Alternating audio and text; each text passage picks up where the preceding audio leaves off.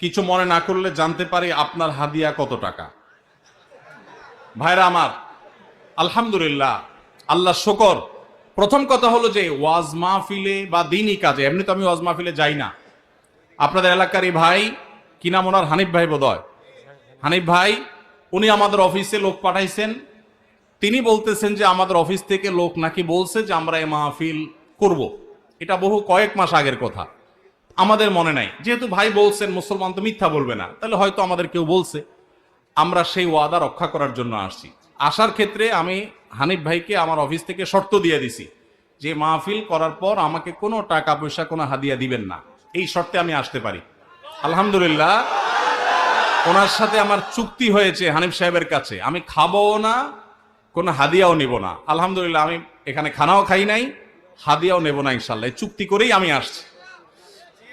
কোন জায়গায় কেউ যদি আমাদের পথ খরচ দেয় বা হাদিয়া দেয়, আলহামদুলিল্লাহ, আমরা যেখানে মানুষ খুব জোরাজোরি করে নেই। আর যদি কোনো মসজিদ মাদ্রাসা হয় বা দিনী প্রতিষ্ঠান হয়, সচরাচর আমরা চেষ্টা করি পথ বড়াটাও নিজের পকেট থেকে দিয়ে যাওয়ার।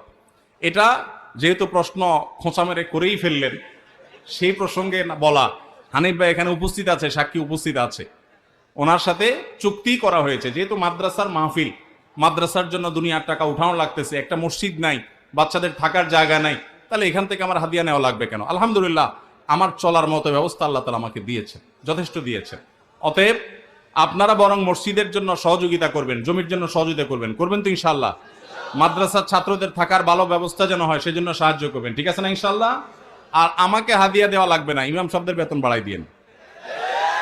ইমাম সাহেবদের বেতন বাড়াই দিবেন তো ইনশাআল্লাহ? ইমাম সাহেবদের বেতন বাড়াই দেওয়ার তৌফিক আল্লাহ তাআলা আমাদেরকে দান করুন। ওলামা একরাম ওয়াজ মাহফিলে যারা আসেন, তাদেরকে সম্মানজনক হাদিয়া দিবেন।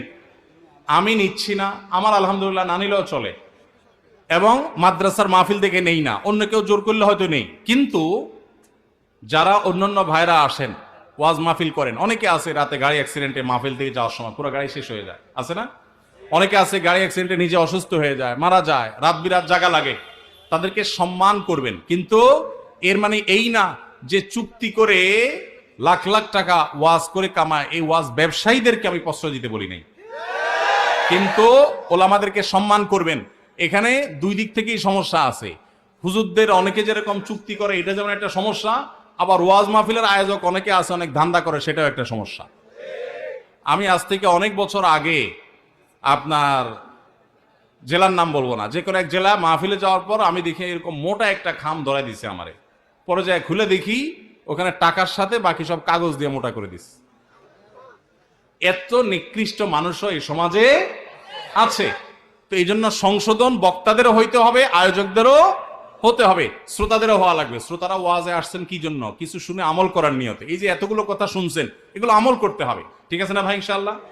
যদি শুধুমাত্র ওয়াজ মাহফিলে আসেন তামাশা দেখার জন্য, তাহলে হবে না, আমল করার নিয়তে আসতে হবে। আয়োজকদের উদ্দেশ্য হবে আল্লাহর সন্তুষ্টি, আলোচকদের উদ্দেশ্য হবে আল্লাহর সন্তুষ্টি, এবং শ্রোতাদের উদ্দেশ্য হবে কি?